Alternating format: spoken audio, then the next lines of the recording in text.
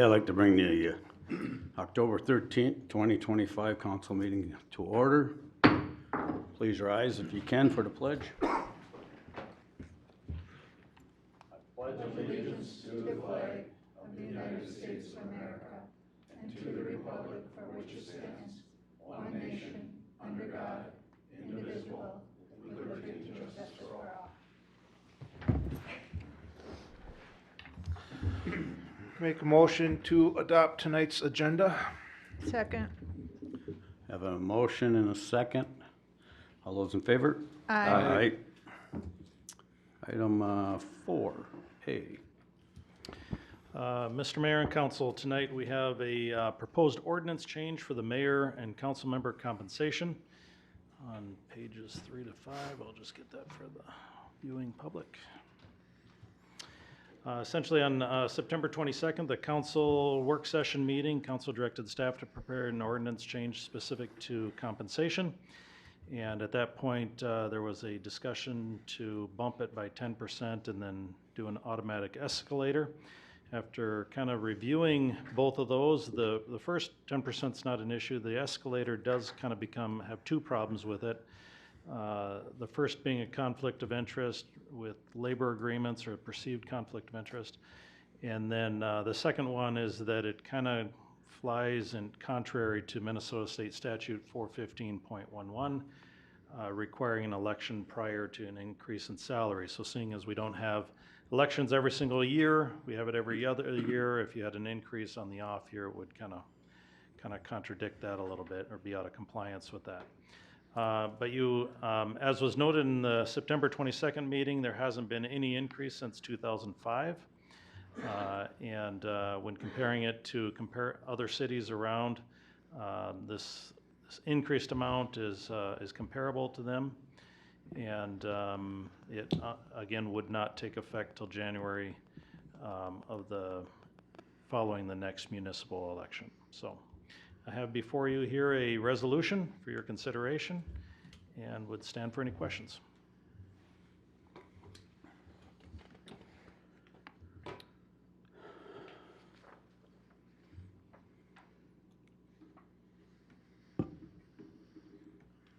Do we have a motion on this?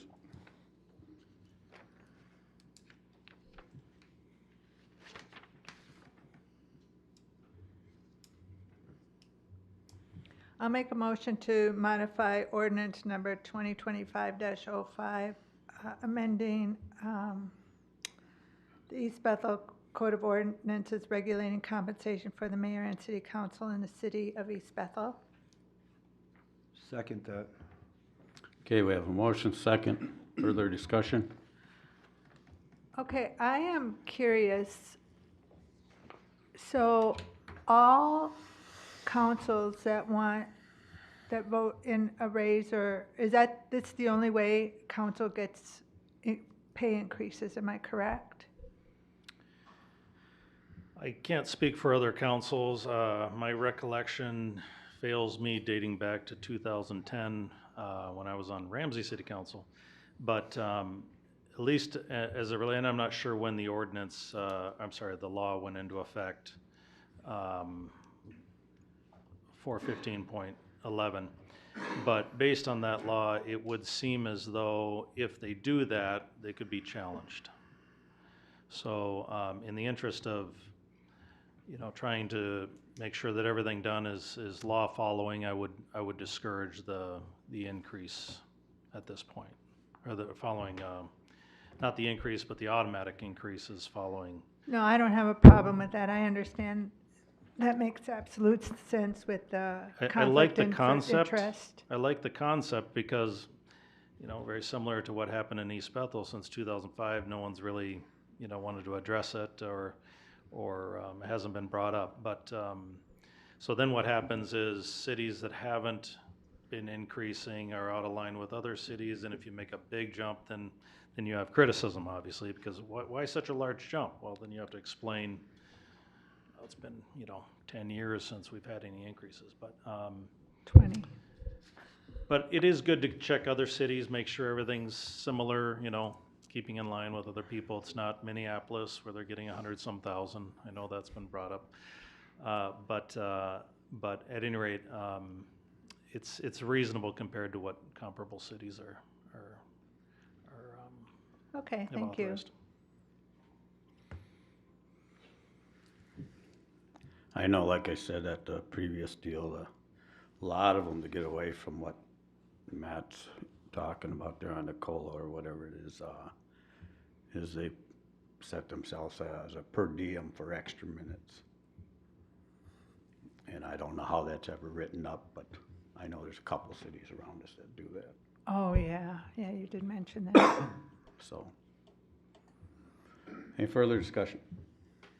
Now, for the people watching, sometimes you don't really understand, and I'm guilty of it when I got elected, is you don't know that there's other things involved with being a councilman, like being liaisons for different departments in the city, of which you have to attend their meetings also, not only yours here. And we all have extras. I've got Rum River. I know Brian's got the other side of the watershed. But there are a lot more things involved than just coming to this meeting. And it takes a lot of time. And since 2005, councils have been doing it until recently. So in case you didn't know that, we do a lot more than just come to this meeting. Yeah, there's a lot of research for every packet, as you will catch on tonight, because I'll be bringing up a lot of things of where I've researched other sites to see how things compare to what the city is requesting and what's in the packet. So a lot of research takes a lot of time.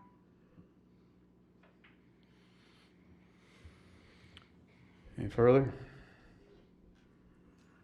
Okay, all those in favor? Aye. Opposed? None heard, motion passes. Item 6, consent agenda. I'll make a motion to approve the consent agenda. I'd like to pull D, E, and H, please. Not to skip forward, but we do have public forum before consent. Oh, I'm sorry. Oh, I that's true. don't think there's anybody signed up, No. but Yeah, okay. So we'll go, keep on with Ms. Circles, because there's nobody for public forum. okay. I'll second her motion. And you wanted D, E, and F pulled? H. D, And E, H. Any others? I have a question on A. I'd like A. to pull A, please.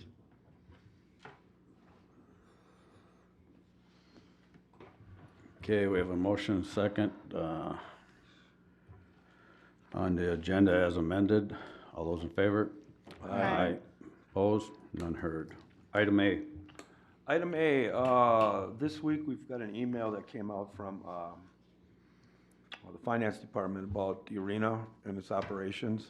I just have a question. If we have spent $11,000 so far this year on electric utilities, this month we have a bill of $7,500 for the arena. Is that because we've just geared it up again? Is that what it takes to do a startup on this? So I'm assuming you're referring to the electrical. Electrical, Yeah, that's just making ice, very Okay. expensive. That's what I Yep. was figuring. Yeah, so during these months where we're making ice, you're gonna see a spike in that, and then when hockey season wraps up and they clear the ice out, you'll see that drop down to just kind of keeping the facility on bare bones operation at that point. Yeah, that was my question. Thank you. I'll make a motion to pass it. I'd like to make the motion to pass item A. Second. Have a motion second. Any further discussion? None being heard. All those in favor? Aye. Opposed? None heard. Item D. Item D is a public hearing date for delinquent accounts for utilities.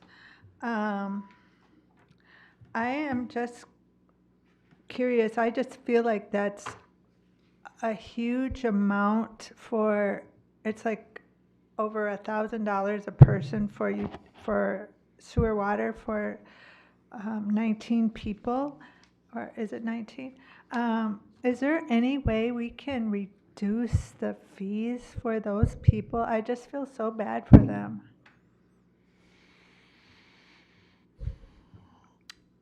Mr. Mayor and Councilmember Urkel, we have in here kind of a list of what they were prior years. It is higher than it was in prior years.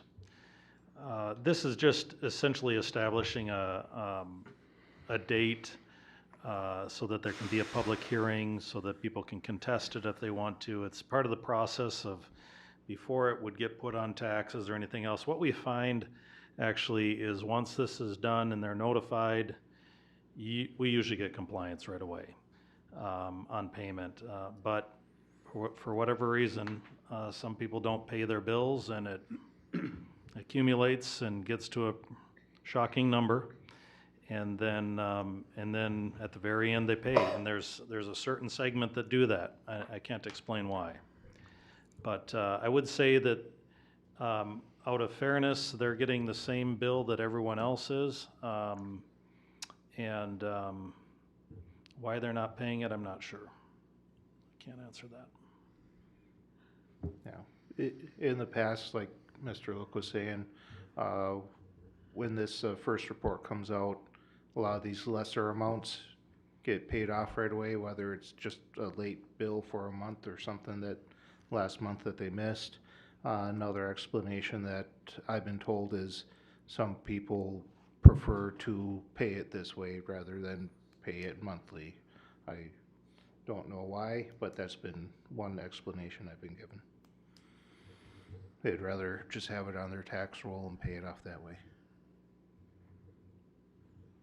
Okay, with that, I'll make a motion to approve item D on the consent agenda. A second. Have a motion and a second. Any further discussion? None being heard. All those in favor? Aye. Aye. Opposed? None heard. Item E. Item E, I read through that, and my understanding is the city is planning on increasing our liability, and I didn't print out the page. I printed out the wrong pages.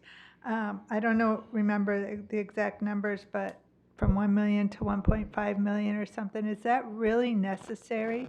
I mean, have we ever used that much? Mr. Mayor and Councilmember Urkel, so essentially the way the state has set things up for the cities is we have liability limitations. So essentially somebody gets hurt, they can't sue the city for $100 million. There's a limitation as to what they can sue, and it protects the residents actually. And if you waive that, then you are subject to whatever the courts decide at that point. And correct me if I'm wrong, attorney. But then also in addition to that, we have over the years, we have decided, not just this year, but in the past as well, that not only will we have insurance coverage for the required amount, but then we'll have an additional $1 million on top of that. And we chatted about that, Mike and I chatted about that just today, as to why the additional $1 million. And it was recommended by our attorney back before as additional coverage. We've never used it, to the best of my knowledge. But if in the event that for some reason the courts awarded it, you have coverage at that point. So this is for somebody just getting hurt, or is it for other things? Could be for somebody that gets injured in a park. It could be somebody gets hit by a snowplow. It could be our fire department is responding to a call and gets in an accident, and somebody gets seriously injured. It's essentially insuring the city for what the max amount is, plus a kicker on. I think in a residential way of looking at it, or an individual way of looking at it, you have an umbrella policy, maybe a larger a policy that kind of covers everything on top of it. But anyways, I don't know if Jake, if you got a explanation. Yeah, I can help out, Mayor, Council. Thank you, Mr. Luck. So my understanding is the league standard insurance covers up to $2 million. Tort caps are set at $500,000. As Mr. Look indicated, that's the limit of liability for most claims against the city. There are some types of claims that, in which tort caps don't apply. So takings claims, liquor liability claims on behalf of the city, certain other ADA claims, the plaintiff could conceivably be awarded more than $500,000, conceivably more than the $2 million of LMCIT coverage. And that's where the excess liability policy kicks in to apply coverage above the $2 million factor. As to what the correct number is, I don't know. I'll defer to Mike and to Mr. Look on that. But that would be the reason why you'd still want to obtain excess liability coverage. If anyone's reading the newspapers, there was an interesting article about Metro Transit and the denial or the application of tort caps in a recent case where Metro Transit's liability is limited at $500,000, even though the jury had awarded damages far in excess of that number. So what's it costing the residents for that extra $1 million that we have to, that you're suggesting that we take? I cannot answer that question. I just don't have the information. But insurance is insurance. I know I don't mean to sound roundabout there, but I think the idea is you purchase additional insurance for the purpose of saving money on potential claims. But I think Mr. Look and Mike can help provide some information there. But I can cost copy details. the council on what that amount is. I don't believe it's very much because we're meeting, if we don't waive it, we're meeting the minimum amount. I think based on our history, and we got good people working for us and safe people, we just don't have these lawsuits that are happening. So I think based on our history, the $1 million rider would probably not be that significant. That's what I'm just curious, because that you guys are asking us to raise $1 million for coverage, but yet we don't know how much that costs. So it's Yeah. hard for me to say, oh yeah, let's raise it $1 million, but I don't know what it's gonna cost us. I'm You know not, what I mean? yeah, it's been raised for years, actually, the million, not new this year. So it's just something we've done in the past, and it's same thing going forward. What has changed is the tort liability limit. It used to be 300,000, and they've increased it to 500,000. So, So we'd be paying what we would normally be paying. yes, sir. Yeah. So we're not. Plus whatever nominal increases we're insurance not- company would We're charge. not taking on a new $100 million. No. The bill would still be what the bill was last year and year before, within Plus reason. whatever inflationary. Yeah, within reason. Yep. Okay. How does the League of Minnesota fit into this if we get sued? So the League of Minnesota Cities is our insurance trust, and all cities kind of belong to that. I don't know if every single one does, but you can certainly belong to that, and we do. And essentially, if we get sued, they represent us. And if there's a payout, they pay that out, unless I think there's negligence. And Jake was actually worked for the league in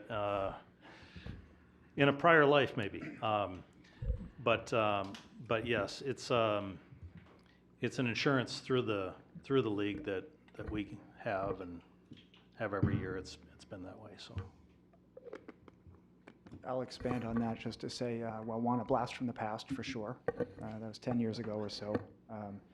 But the league is really an alternative to a private market insurer. So cities could obtain insurance from travelers. I know they used to provide municipal insurance. I don't know how many companies are left out there, but the LMCIT provides incredibly cost competitive, I would say unbeatable rates to cities, unbeatable service to cities, unbeatable claims representation to cities.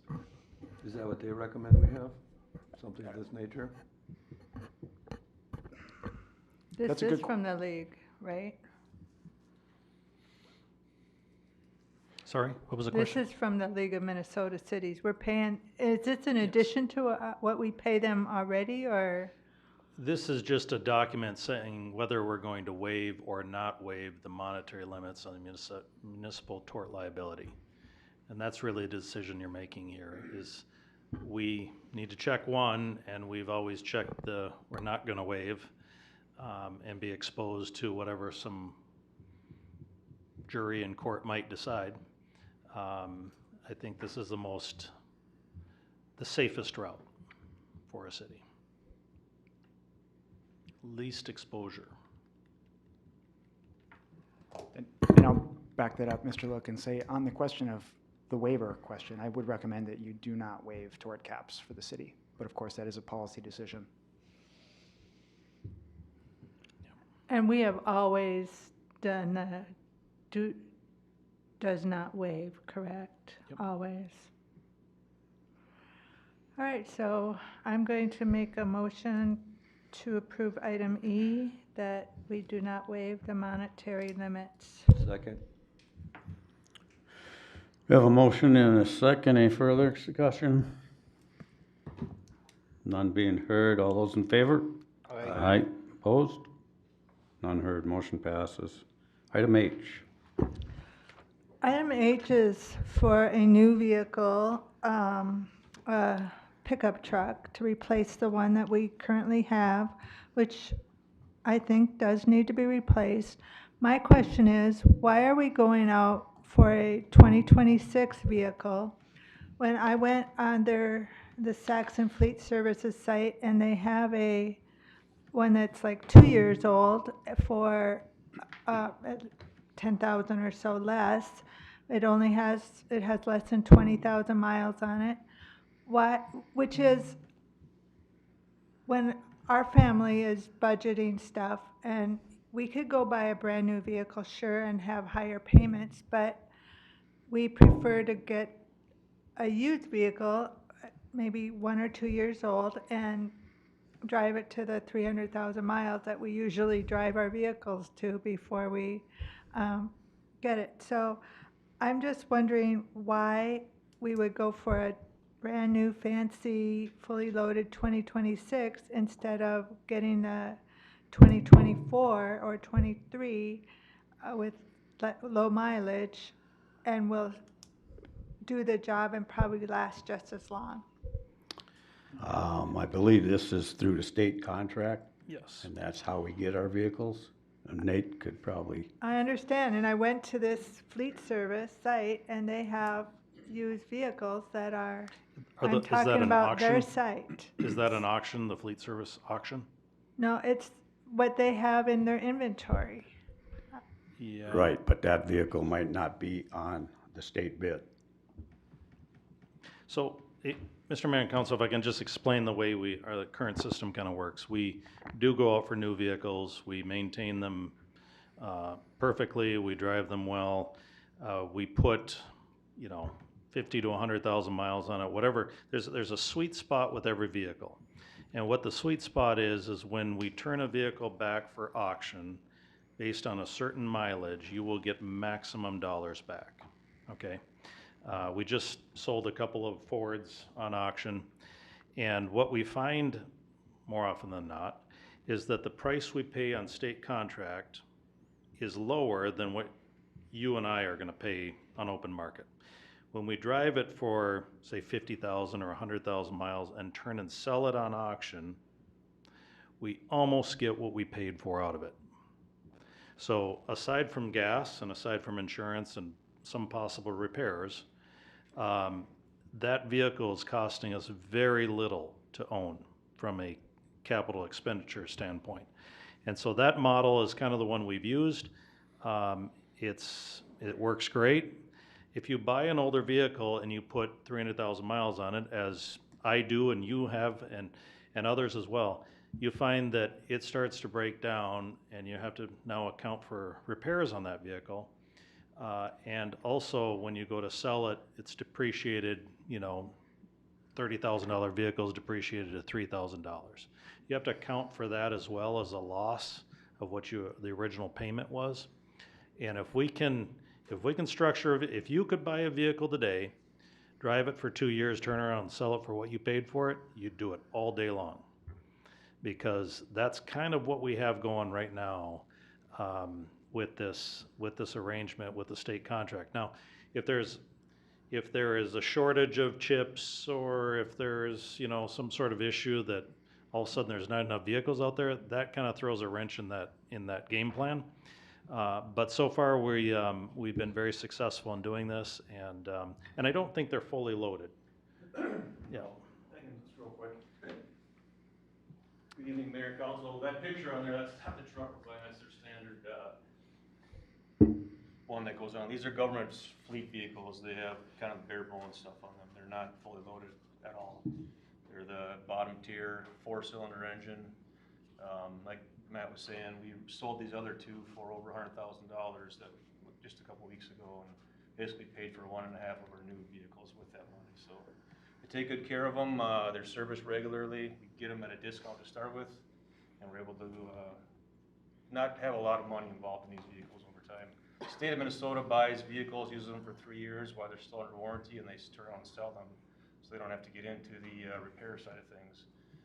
It's a lot of paperwork and buying and selling, but it's another way to look at doing this process as well. So. And I assume we get a better warranty with a new vehicle versus a used? Well, we know yeah, that's a big part of it. We know for 3 years, everything's covered. We don't know what a used vehicle has for what was done to it or what kind of work it needs to have repairs done to it, that kind of stuff, so. Yep. When we buy used vehicles too, there's some purchasing requirements that we have to get multiple bids on them that have to be apples to apples, makes it kind of difficult too. With the state contract, we can just buy it right off there without all that other stuff that goes along with it, so. Okay, thank you. Any other question? That answers all my questions. I appreciate it. With that, I'll make a motion to approve item H on the consent agenda. Second. Have a motion and a second. Any further discussion? None being heard. All those in favor? Aye. Opposed? None heard. Item 7A1. Grace? Just getting my screen set up here.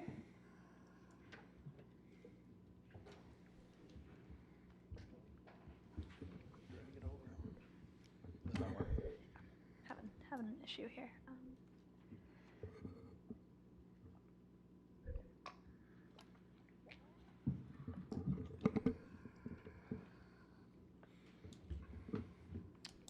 Let's use this one.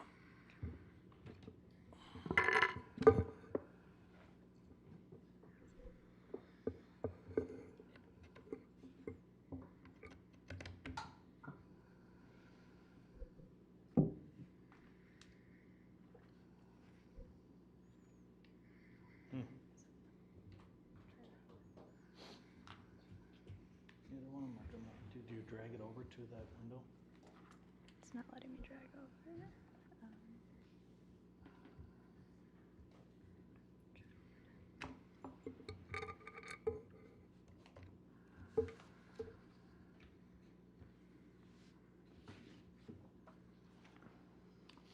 want to email me that PowerPoint?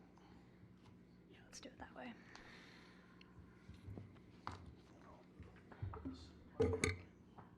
Bear with us one quick minute.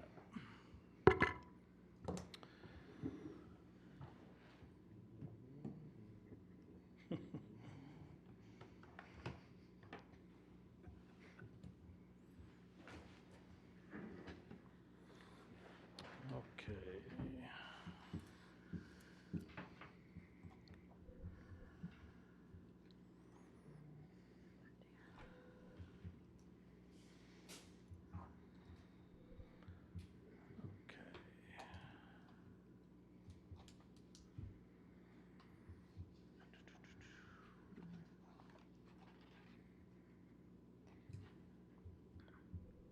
Which one is it down here? This one? Start? Start? Yeah, you can start it. All right. Good evening, Mayor and Council. Thank you for your patience. This application is for a site plan and conditional use permit for Atlas Villas Memory Care.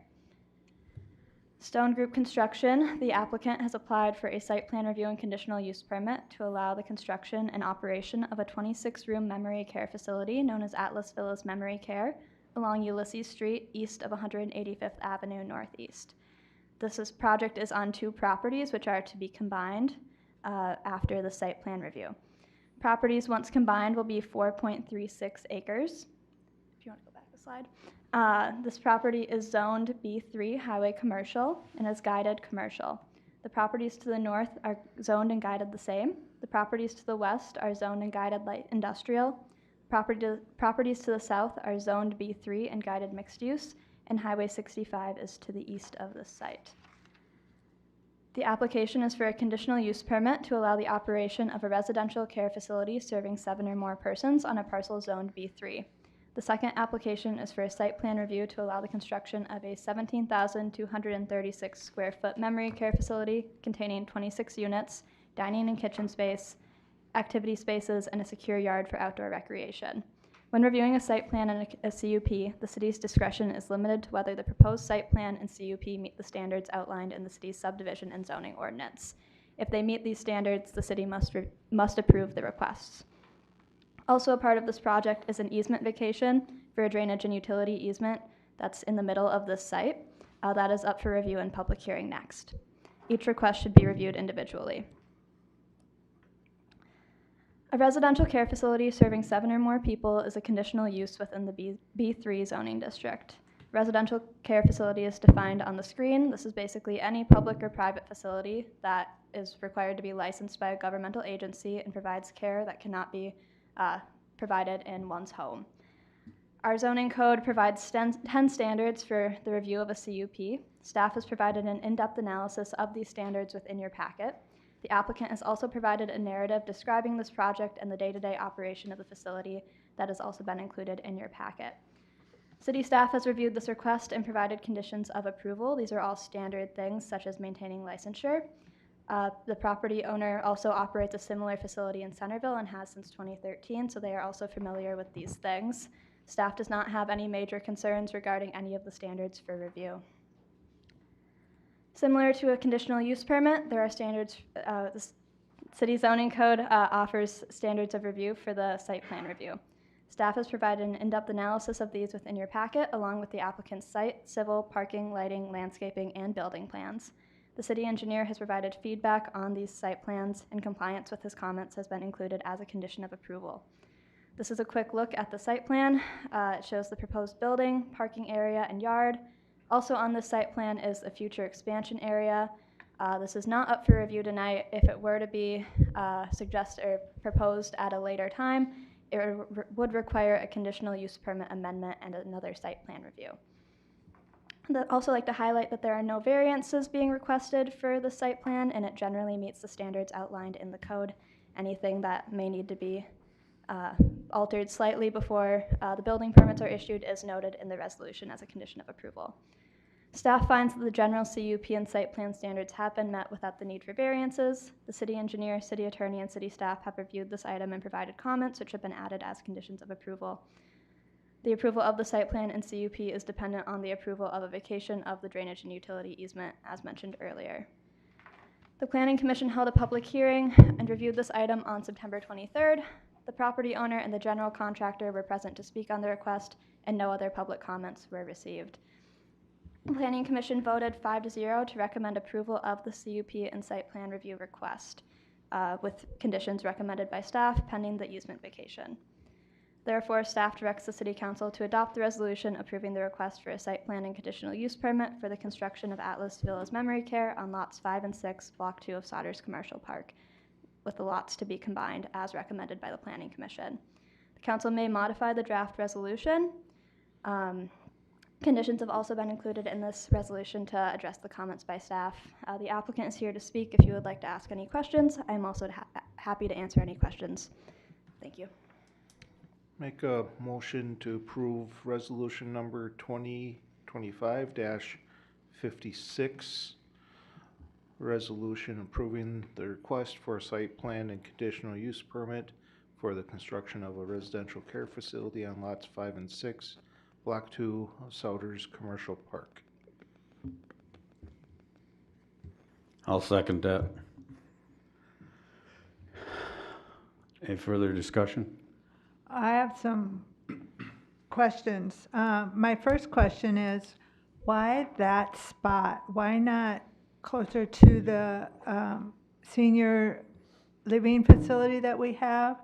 I mean, I'm thinking, what are they going to do when 65, 10 years from now, it's 65, wants to expand and become a second 35W or whatever there is planning? And the more that people move out here, the more I see that 65, it's going to expand one way or another. They're going to put bridges in, they're going to put on-off ramps and all kinds of stuff. So is that in a plan? And I would like to see what this is going to look like, the finished project, how close it is to 65. Is there a parking lot between 65 and the building? I really, the drawings on here, most of them were bigger than my computer, so I couldn't see half of them. But I would just like to know these little things. And the other thing is, why are we vacating anything for any developer? That's my 3 questions. Yeah, so the applicant may be able to provide greater insight onto why this site was selected. This is a commercial parcel, it's guided commercial, it's zoned commercial. It is, in staff's opinion, a great candidate for this type of commercial development. As for your concern regarding Highway 65, the area for that highway has been dedicated. This is well out of that dedicated right-of-way for that highway. This building is all proposed to be on the lot that was created back in 1990 when this development was platted. So it's building on a lot that's already created. The highway's not going to be expanded into that anytime soon. The highway has its right-of-way and it will remain in that right-of-way unless something insane happens. Thinking back to your other question. So as for the location of the parking lot, that is on the western side, so that will be accessed off of Ulysses Street. The closest part to Highway 65 is the yard. It's quite a substantial yard. It provides a lot of space for residents to get their activity in, walk around, and between the yard and the highway is also ponding, so that's where the facility's stormwater is going to be drained and managed in there. Very standard for a site like this. Staff doesn't really have any concerns about the longevity or the design of it. The applicant has worked with our engineer and our staff to make a plan that is satisfactory for our zoning code and our city code standards. And then can you remind me of, the vacation, that question. That's up next for discussion. But just a little bit of an overview on that. Basically, when you divide or you subdivide any properties, you plat properties, you dedicate drainage and utility easements so that you can work on the edge of a property and, have drainage, have your utilities go there. When you are combining properties, as will happen in this case if this is approved, you'll often have a drainage and utility easement running right down the middle of that property. That's not really workable for a developer. Typically, they're combining lots because they want to build in an area that needs to be combined. So that's why the city is vacating that easement area. There is more than enough stormwater drainage on this site, and we're maintaining the perimeter easements for the drainage and utility easements that are common on properties. So nothing really going on here is reinventing the wheel. This is all very typical stuff. Okay, so you said we're going to talk about the vacating next. The thing is, this microphone's driving me crazy. The thing is, what if the vacation didn't get approved, but everything else does? How does that work? So this is contingent on the approval of the vacation. I presented this first because this is an overview of the site, and then we get into the vacation, which is a little bit more narrow. So I just wanted to give you guys greater context for that. But yes, if the vacation is not approved, then this is not approved because it's contingent. I got a question. Hawkinson Anderson has 2 separate letters requesting a bunch of stuff. Has that been met, or is that just sitting there and waiting? Yes, so that's quite typical. Hawkinson Anderson has those letters, and they're always sent to the developer after staff receives them. So the developer in this case has been working with staff to address those. We are satisfied by their commitment towards working towards those standards, and anything that hasn't been addressed is a condition of approval in the resolution. Okay, thank you. Question, is this a tax exempt business? No.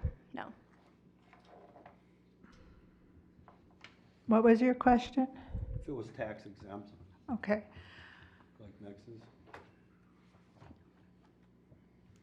So I guess I'm a little uncomfortable approving something that has issues that have to be resolved of like the things Mr. Smith just were talking about.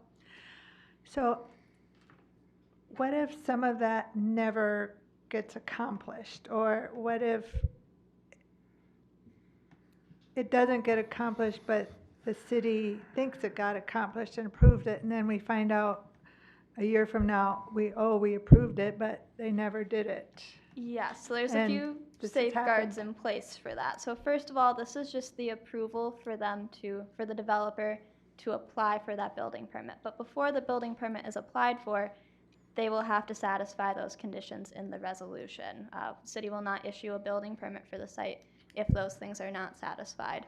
Additionally, you may notice in your packet we have the Site Improvement Performance Agreement. That is another document that the developer and the city both execute that outlines what needs to happen on the site, the landscaping, the design of the building. It holds the developer accountable to what was approved tonight, or what could be approved tonight. So everything on the Hawkinson-Anderson questions will be fixed or answered before you give a building permit? Yes, yep, it's pretty typical for a commercial development like this to not be 100% hammered out at the city council meeting. There's a little bit of work after that happens behind the scenes to get it to the final stage.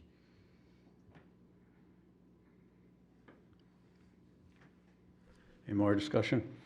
So let me get this straight. We're voting on something that's going to approve them being able to do this again, correct? No, so Apply, this or this is this will. it? So this is for the land use approvals. Right. This would be the council saying you can go forward with your approval for the site plan here. This does not issue any building permits. So after the approval is received for the site plan with the conditions noted in the resolution, then the applicant can later apply for the building permit. That happens administratively. I look through that. Our building inspectors approve it. That's a separate act that will happen later. But nothing comes back to us regarding this? It will not come back to you, no. Well, I would like the applicant is here to explain why they prefer this site over a site closer to the assisted living that we have. Is that possible?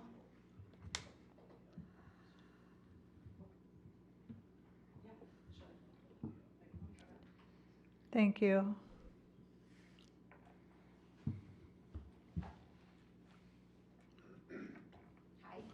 Hi. So I'm Amber Gagnon, I'm one of the owners, and my husband and I actually picked out the site, and we really liked it because the amount of traffic that goes past there, we're planning on having a big sign, visible to 65. It's just, we felt like it was a really good location. We also liked that it was 2 lots that we could buy and then potentially expand later. And then, what was that? Do you want to come up and explain some of? And the sewer access and sewer and water access were another thing. That's kind of my husband and their department. And then in addition, you don't really want to have 2 assisted livings right next to each other either. That's not the greatest for business, so you want to have a little bit of a separation between them. We have a current property over in Centerville, and so we're pretty experienced at the marketing aspect of it. Is this going to look just like the one in Centerville, or is it different? Yep, it's going to look the same except larger. So our current facility is 16 rooms, and this is going to be 26. So it'll just be expanded in length.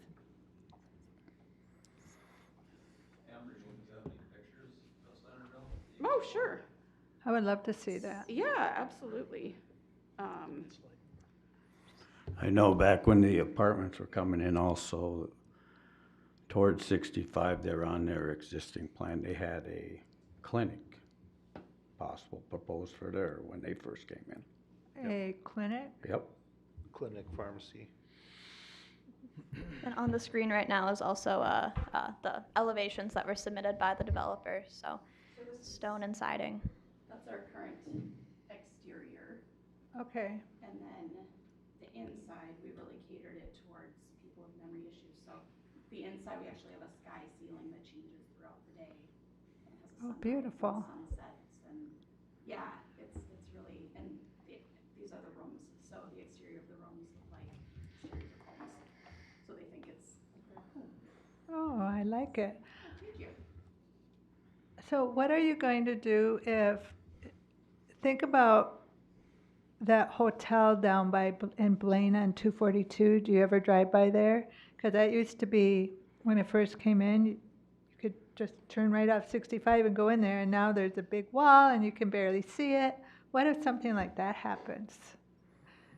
And guaranteed, MnDOT has priority. They can change the plans. We can't stop them, as we know from the J turns.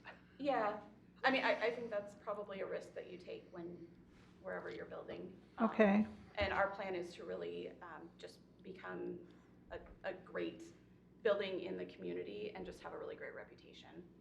Initially, it's important to have, the traffic and what I was speaking of, but like our current facility, so many of our residents come from word of mouth from previous families that have lived there. So. Okay. Thank you. Any further discussion? I have a motion and a second. All those in favor? Aye. Aye. Opposed? None heard. Motion passes. Item 7A2. This is the vacation of a drainage and utility easement for Atlas Villas Memory Care. Stone Construction, the general contractor, has applied for the vacation of a drainage and utility easement to allow the construction of Atlas Villas Memory Care. This drainage and utility easement adjoins the two lots which are to be combined, and this easement is not needed if the lots are combined. This request has been reviewed by the city engineer, Public Works Department, and the city attorney. This easement was established in 1990 through the plat of Sodders Commercial Park. The City Council should evaluate the request and determine if the request will have a negative impact on the property or on surrounding properties. This is a quick look at the easement area to be vacated. The area to be vacated is 7,800 square feet. It is 20 feet wide, ending 10 feet from the eastern and western property lines. This easement vacation does maintain the 10-foot drainage and utility easements around the perimeter of the parcel. So if you think about these first two parcels had a 10-foot easement around each of their boundaries. This is doing that same thing. It's just that 10-foot easement around the boundaries of the parcel once it's combined. Based on the recommendation of staff, staff recommends that the city open the public hearing and consider the approval of the request to vacate a drainage and utility easement adjoining lots 5 and 6, block 2 of Sodders Commercial Park for the construction of Atlas Villas Memory Care.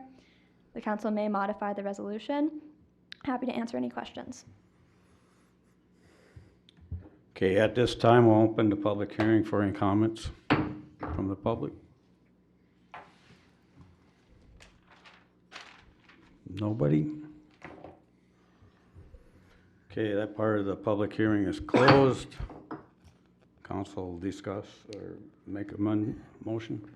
Make a motion to approve resolution 2025-57, approval of the request to vacate a drainage and utility easement adjoining lots 5 and 6, block 2 of Sodders Commercial Park for the construction of a residential care facility, as with conditions set forth in the resolution. I'll second that. Any further discussion? Yeah, because I'm still confused about this vacating. Well, I believe if you, just down the road on the corner, when Designing Earth came in, they had to do the same thing. There was two lots in that corner that they took, and we vacated for them, I believe. Matt, can you bring up page 97 of the packet? Let me see if I can get out of this. And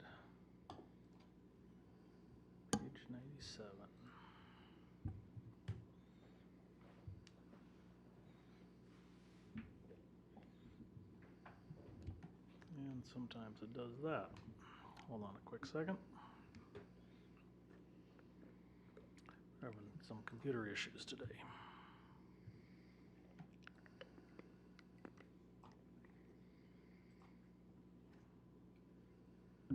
Okay, that works. So this shows the two lots with a building on it, proposed building, with the drainage easement on it as well. Right there. If you can zoom in just a little bit, you can see that the building crosses a property line and crosses that easement. There's no need for that easement to be in the center of it. There is still a 10-foot easement around the entire property that will Yes. facilitate any needs for drainage or utilities. But as they're combining the lots, that lot line goes away. That easement is not needed, and there's no reason to have a drainage and utility easement through the middle of a property, through the middle of a building. So would their proposed expansion influence this at all? That is not up for discussion tonight, but that shouldn't influence us. I believe during our pre-application meetings, the drainage on the site was designed actually to accommodate even that expansion. So they have over what they need right now, and if they do want to do that expansion later on, there should be no concerns regarding the easements or the drainage on the site.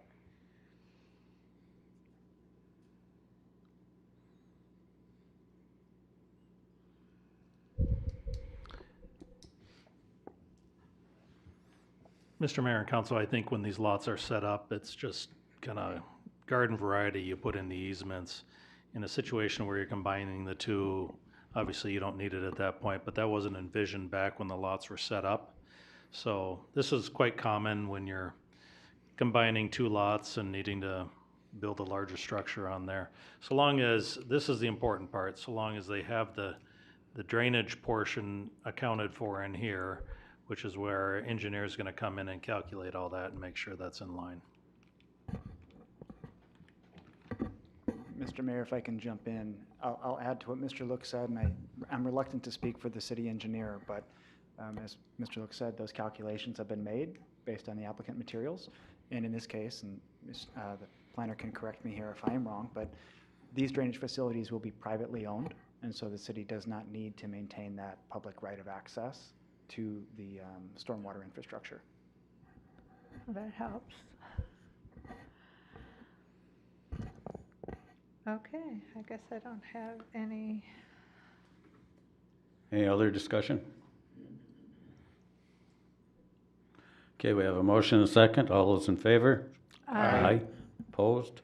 None heard. Motion passes.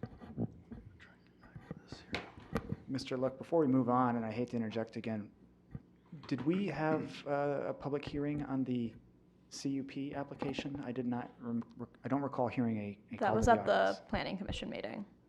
Okay, perfect, thank you. Item 7A3. This is a rezoning of 4 properties along Johnson Street south of 241st Avenue. At the request of the City Council, City staff has initiated a zoning map amendment for 4 properties on the east side of Johnson Street south of 241st Avenue Northeast. The city was made aware of the possible need for this zoning map amendment during a conversation with a property owner of one of those 4 properties regarding a building permit application for a pole barn. During this discussion, staff discovered that the property in question was zoned light industrial, but it was guided low-density residential. This was an incompatibility between the zoning map and the land use map. This was brought before the City Council at the August 25th work meeting, where the council directed staff to initiate the process of rezoning these parcels to correct the incompatibility between the zoning and land use maps. The current zoning for these parcels is light industrial within the Shoreland Overlay District, and the proposed zoning is single-family and townhome residential within the Shoreland Overlay District. These parcels are guided low-density residential, and that will not change with this rezoning. Each of these 4 parcels currently contains a single-family home. The parcels to the west across the street are zoned R2 and guided low-density residential. The properties to the south are zoned and guided light industrial. The properties to the north and northeast are zoned and guided mixed use. The request again is to rezone these 4 properties from light industrial to single-family and townhome residential. For a bit of context, the zoning map and ordinance are tools for enforcing the goals established within the comprehensive plan. Parcels are required to be zoned in a manner that is compatible with their underlying land use designation. Our comprehensive plan even lists primary and secondary zoning districts that are associated with each land use designation. Unsurprisingly, light industrial is not a zoning district that's compatible with the low-density residential land use. This incompatibility is why this rezoning has been initiated. The city has a relatively high level of discretion in approving or denying a rezoning. The proposed zoning for a property must be consistent with the city's comprehensive plan. If the proposed zoning is not consistent with the comp plan, the city must deny the rezoning. In this case, this rezoning request is to make it consistent with the comprehensive plan. Within your packet, staff has provided an analysis of each of the standards for review for a rezoning established by our code and listed on the screen. Just a few things I want to highlight. I don't want to get too deep into it. But the first is that there's no new residential building activity being proposed as a part of this rezoning. There's no new activity that staff would be aware of. There's not a big development coming in or anything. This is purely just to bring these properties into compliance with the land use map. Really, the benefit here for property owners is that these properties are currently what is known as a legal non-conforming use. This is because these properties are zoned industrial, but they are used for a residential purpose. They all contain single-family homes. Our city code and most city codes say that legal non-conforming uses cannot be expanded or intensified. So this rezoning actually allows property owners to intensify the residential nature of their properties. So what this might look like is a property owner building a pole barn or adding an addition or a deck onto their home. Those are all things that under this current zoning of industrial would not be allowed. So rezoning these parcels gives those property owners some greater freedom to do what they would typically do on any other residential parcel within the city, assuming their proposals meet the zoning code standards. This request was reviewed by the Planning Commission and a public hearing was held on September 23rd. Staff did receive comments. These comments pertain to why staff has initiated this rezoning and what the possible impacts of this rezoning may be on those 4 properties and the surrounding property to the south. After this public hearing, the Planning Commission voted unanimously to recommend approval of the rezoning request. Staff directs the City Council to adopt the ordinance approving the rezoning of 4 properties along Johnson Street Northeast, south of 241st Avenue, from light industrial to single-family and townhome residential as recommended by the Planning Commission. Happy to answer any questions. I'll make a motion to approve ordinance number 2025-06, rezoning of the properties. Do I have to list these PIDs or no? Just the It's a matter of properties record. in the record. Second. I just, We have a motion and a second, further discussion? yes, I have a question. Do you know when this was rezoned light industrial? Was that like right after the last comp plan, or is there a date anywhere? So staff has not been able to track down a day when this rezoning this zoning came into fruition. Our assumption is that after each comp plan, the city should redo its zoning map. Somehow, during the last revision of the zoning map, these parcels were missed, is our guess at what happened here. Okay. And also, what is the approximate acreage of those properties? Yes, I believe they're about 2 acres. They're around 2 acres. That's what I kind of thought. All right, I don't have anything else. Any other discussion? Have a motion and a second, all in favor? Aye. Opposed? None heard. Item 7A, or 8A, I mean. This is for a final plat for Viking Meadows 2nd Edition. Capstone Homes has applied for the approval of a final plat for Viking Meadows 2nd Edition on outlots J and K of the Viking Meadows subdivision. This final plat would create 61 new single-family lots. This property is currently zoned mixed use /R1 as a PUD and guided mixed use. The planned unit development and preliminary plat for this entire development, Viking Meadows, was approved on February 12th of 2024.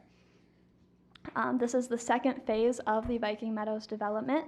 The first phase of the subdivision was approved by the council on October 14th of 2024. That was for the first 47 lots and homes in this development. You've probably seen them under construction currently. When reviewing a final plat, the city's discretion is limited to whether the proposed plat meets the standards outlined in the city's subdivision and zoning ordinance and is consistent with the preliminary plat previously approved by the council. If the request meets these standards, the city must approve it. A review of these standards has been included in your packet. This request has been reviewed by the city staff, including the city attorney and city engineer. Any comments provided by staff that have not already been resolved have been added as conditions of approval to the resolution and will be addressed prior to the release of the plat for filing at Anoka County. You may notice that one of those conditions is the execution of a development agreement. This agreement is currently being drafted by the city attorney and will be brought back before you for review on October 27th at the regular city council meeting. So that's not with you tonight, but you should see it at our next meeting. This is a quick look at the final plat. Again, this is 61 new lots. It will be accessed off of Meadows Drive and Viking Boulevard. Considering that Viking is a county road, this has been reviewed by the Anoka County Highway Department. I'd also like to note that grading has already been completed for this phase of the development. During the initial Viking Meadows approval back in 2024, the grading for Phase 1, Phase 2, and Phase 3, or additions 1, 2, and 3, was approved. So no new significant grading work is associated with this phase. Staff finds that the final plat application does conform with the zoning ordinance and preliminary plat approved on February 12th of 2024. Therefore, staff recommends that the council move to adopt the resolution approving the final plat of Viking Meadows Second Edition. I believe the applicant is here to answer any questions if you have any. The resolution also does include conditions of approval that are recommended by staff. Again, these are things that the developer is working towards and staff believes will be satisfactorily addressed before the plat is released. Happy to answer any questions. Make a motion to approve resolution 2025-58, approving the final plat for Viking Meadows Second Edition, subdivision located on Outlot J and Outlot K, Viking Meadows, PIN 2933-2341-0017 and PIN 2933-2341-0018, along with the conditions set forth by staff. Second. Okay, if we have a motion and a second, any further discussion? Yeah, I was looking at Hawkinson Anderson. They have a lot, 2 pages of lists of things. Is this similar to what I asked questions about the other one, Grace? Yes, this is similar. Again, with a large development like this, there are going to be things, the legend may not be correct on a plan that's submitted. Very small comments that need to be addressed, and the developer is working Because I was towards. just curious, after I read through all these, it was like, I would have thought after their first edition that there wouldn't hardly be any questions here. You know what I mean? Yeah, Just looking yeah. at it. It's, again, pretty typical for those small things to come up every time. Okay, thank you. I believe this is gonna be scheduled kinda like they did the last one, coming next March was when you're gonna start everything again. Yep. So I have a concern about the cul-de-sac and how many homes are on it. There's 7 to 8, depending if you count number 10 as part of the cul-de-sac or not. Because current cul-de-sacs in East Bethel have issues with snow buildup and parking, especially if there's visitors. Where are they going to park? Because it doesn't look like there would be space between driveways if they needed, had a visitor or a couple of visitors at a time. How does that work? Yes, so that was reviewed by the city engineer and the city, and our city's public works department. They did not express any concerns about the cul-de-sac. I assume, if people are having guests over, there will be some people parking in driveways around the street. Very typical of what you'd see in a residential development. Again, this layout for this development was approved in the preliminary plat that went through in 2024. So The developer is kind of tied to what was approved during that preliminary platting phase, and that's, in addition to now, that's also when this cul-de-sac was looked at.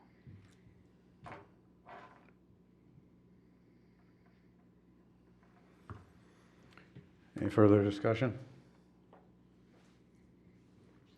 We have a motion and a second. All those in favor? Aye. Opposed? Aye. Motion passes.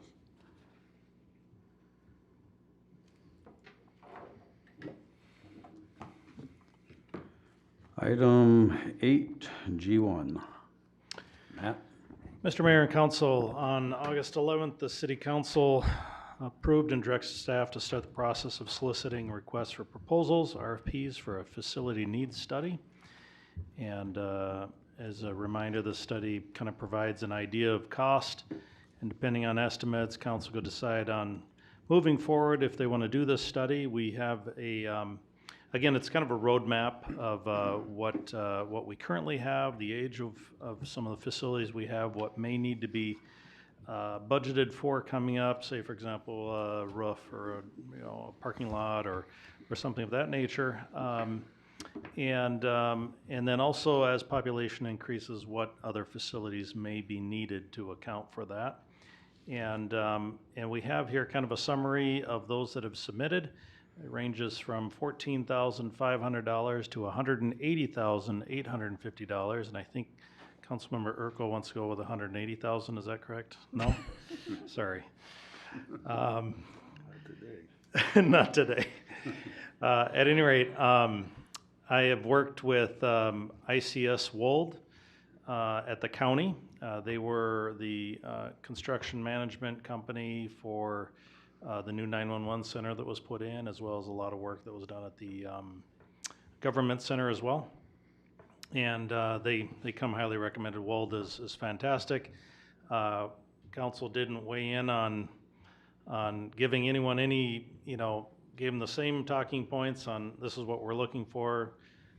Nate and I and a lot of these people met and chatted about what we're kind of looking for on this, and these are the numbers that came out. So bottom line is staff would recommend you review these and determine A, if you want to proceed with one, and B, which one you would want to proceed with.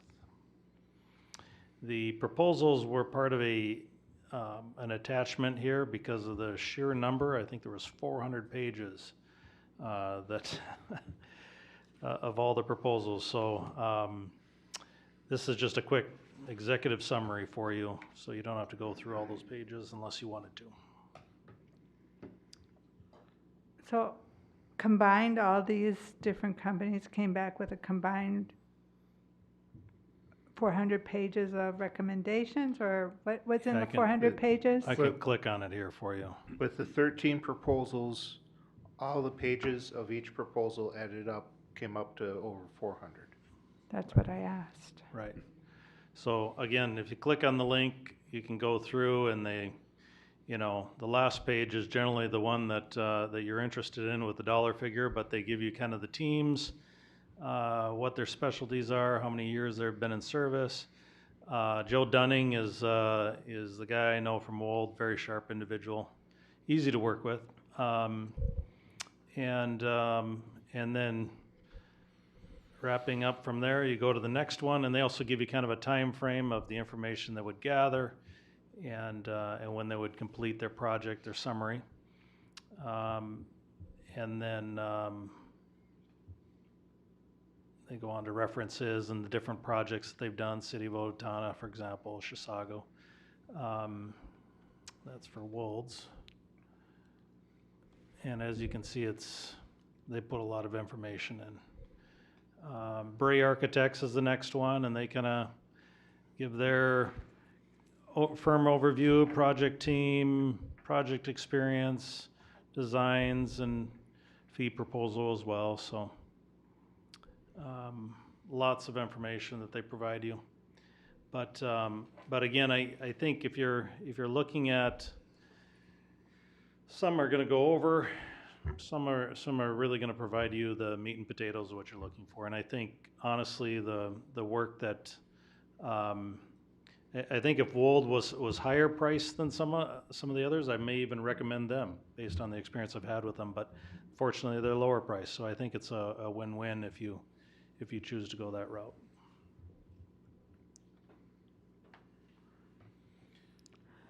So they will come in and decide, or not decide, but recommend, we need new building, we need improvements, expansions, that kind of thing? Is that what we're looking for? Yeah, Mr. Chair and Councilmember Urkel, for example, if your current population is 12,000 and you go to 24,000, how many fire stations are you gonna need, or what would they recommend? Doesn't mean you have to build them, but they can kind of give you an idea of what you might need. For example, if you have a lot more roads you're gonna be plowing, new developments coming in, that sort of thing, how many plow trucks are you gonna need? How do you house those plow trucks? You might need a larger public works facility to do that. Don't have to build it, but they offer that recommendation based on what, you know, what other people are doing and what works. Then as far as the existing facilities go, you know, your roofs have a certain lifespan to them, your parking lots have a certain lifespan. Every single facility in this building has a lifespan to it. This dais will need to be replaced at some point. Might be 100 years, but at some point it would need to be replaced. Carpeting, for example, you know, maybe windows on a facility, you know, get old and need replacement. So it kind of gives you just a snapshot of where you're at today, what you can expect, what Andrew Dykstra is the facility guy at the county, and he would say, I want a plan that tells me the 10-year, that gives me the 5-year and the 1 year. So the 1 year feeds the 5 and feeds the 10, right? They're all connected. But then you know every single year going forward, oh, this year we're gonna have to, for the budget, we're gonna have to plan for a roof replacement that's gonna cost $100,000 or something like that. So it gives you that, rather than a surprise, it allows you to budget for it. And that way you can also maximize, when you're taking care of facilities and keeping them up, you get longer life out of them than if they're kind of not necessarily taken care of. Speaking of roofs, do you know when the last time any of our roofs were replaced? That I don't recall in the last 10 years. I think the mayor knows. Yeah, I've added the roof on top of this one before. It's been a while. Yeah. You know, But it's the fire station one, that's coming up on 20 years, and that's about the time you have your issues. I don't think we have any leaks in this facility, so it must have been a bang-up job when they did it. This one was done in 2012. Just 12. this portion, the rest of it's still there's original parts. Yeah. Interesting. Yeah. So essentially, you get their summary or their document as one source that you can go to in any facility you have. You can see what's going to be needed and plan for that and budget for it. It's a good tool that we don't currently have.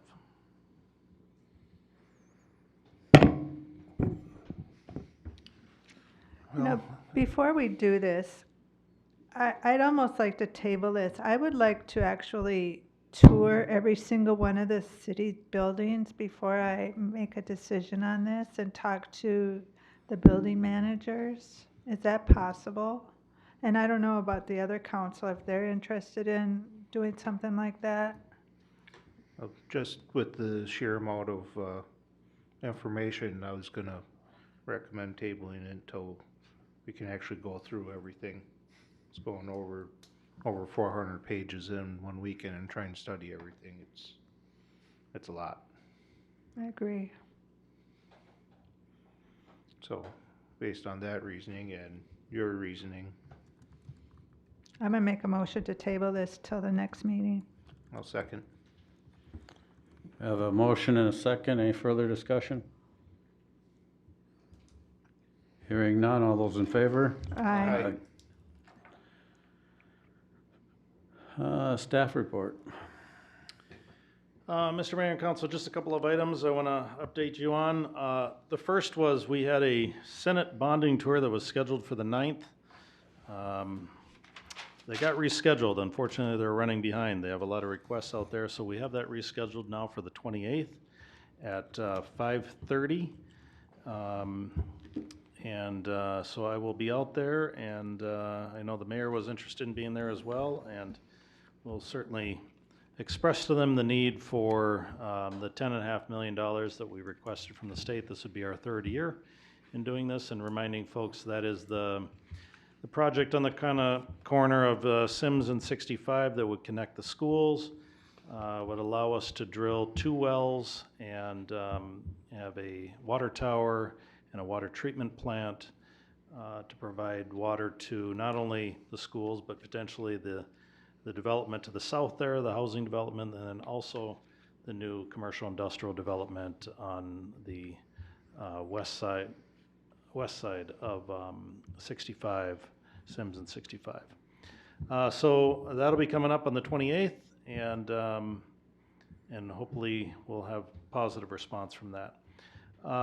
Also wanted to say that got a request on this transition to duty crew. Wondering about how we're budgeting for those dollars. We estimated about a $15,000 impact for that, and essentially the way it would be set up is we have the chief and the deputy chief, and then there would be 2 individuals that'd be on duty crew that would be able to respond to calls during the busiest times when we get most of those calls. And the impact is less than what it probably would be because we won't have as many firefighters needing to respond to these calls. We'll have these people on, waiting at stations ready to respond. I know we had, I think it was a car fire, if I'm not mistaken. We had duty crew guys on there, left the station within 2 minutes, and were responding to the call. So arguably it is better coverage than what we've had before, and that coverage, of course, response times impacts insurance rates, so that's a positive thing. And then also just wanted to say that as we're transitioning over to this new Midco online broadcasting, we had in the past a server that kind of ran a carousel of pictures during non-broadcast times. And right now we're getting reports that it's just a black screen that's out there. We're trying to investigate what options are available to try and get that carousel either back up and running, or how we can kind of prevent the dead time, maybe get some benefit out of that. But currently right now there is a black screen, so people shouldn't be concerned about that. But we will be broadcasting when the time is right. And so far that part's been working well. We're trying to work through the issue with the work session last time not recording for some reason. So a couple of little wrinkles in the new system here that we're trying to iron out. But at any rate, I think that is all that I have for updates, unless there's any questions. All right, council reports. I'd like to thank the fire department, because fire department auxiliary. On October 5th, I joined them for the fall Adopt the Highway cleanup. They sponsor the road on Highway 65 from 221st to 237th. It's estimated that picked up 20 to 25 bags of trash. So I'd really like to thank them for their efforts to help keep the city clean and looking good. So thank you, Fire Department Auxiliary. I want to talk about an email that we all got regarding this address on Kissel Street and their septic not passing because it's 4 feet instead of 2 feet. And I am just wondering, what is wrong with it being 4 feet? It seems like 4 feet would make better sense in Minnesota's cold winters to protect the drainage field. And what is the city going to do about it? Because the city obviously made a mistake, so. Mr. Mayor and Council, I can respond to that. We did talk about this in the staff meeting. the assumption is that the city made the mistake. What happens is it's supposed to be 2 feet down to keep it out of the water table.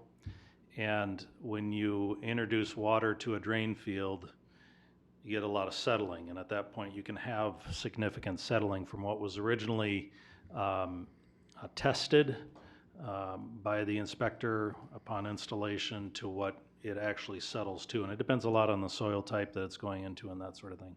So I would not jump to the conclusion that the city made a mistake on that, and this is quite common, does happen quite common.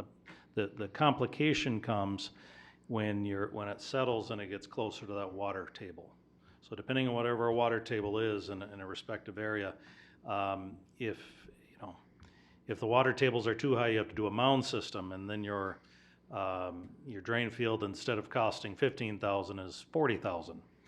For a mound system, so they're very, very expensive. But it's not uncommon for septic systems to fail when tested today. Now, I won't say why that's the case, but it seems like anyone that's selling a house, you can bet on the fact that your septic system may not pass, and you'll have to include that as part of your, closing documents and escrow and that sort of thing to have that replaced. I don't know why that likelihood is greater now, it seems, than it ever has been in the past. But I will trust that the analysis on these things is done correctly to determine if the system is operating correctly. But the hesitation for coming from our inspection department is if you essentially assume responsibility for this as a city, you'll have them lining up because you can always make that claim then. City can't control settling. Okay. With that, I'm going to try to follow up a little bit more on that. I am also wondering, when is our newsletter going to be published and mailed? That should be any time now, shouldn't it? Because I know our stuff had to be in first week in September. Yeah, we did speak about that. It might be November timeframe. I'm trying to recall from memory when that's going to be coming out here, but I can double check and email you on the newsletter timeframe.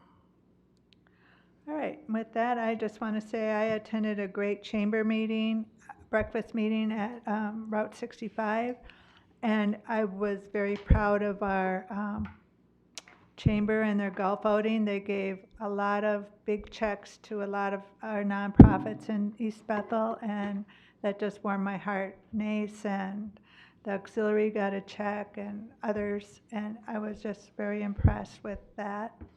And the other thing, I attend airport meetings every month. We're working on planning a big not a grand opening, but a community get together the second Saturday in June. So that's going to be a big windig, and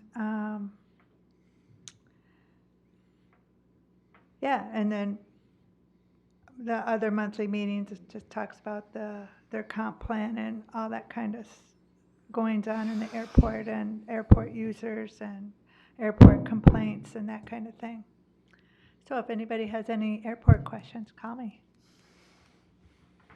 That's all I got. I'd like to say thanks to the fire department for their open house on Monday. If you went up there, it was a nice event. A lot of people were up there, enjoyed it. Nate, we'll be seeing you tomorrow for Parks here, right here. Other than that, pretty much all we got going on. All right, yeah, I too attended the chamber deal along with the Circle and Mr. Look, and then later on that day I attended over to a Aggressive Hydraulics open house, so it was very interesting, a tour through there. They got a heck of a nice facility. So with that, I'll entertain a motion to adjourn. I'll make a motion to adjourn. Second? A motion second, all in favor? Aye.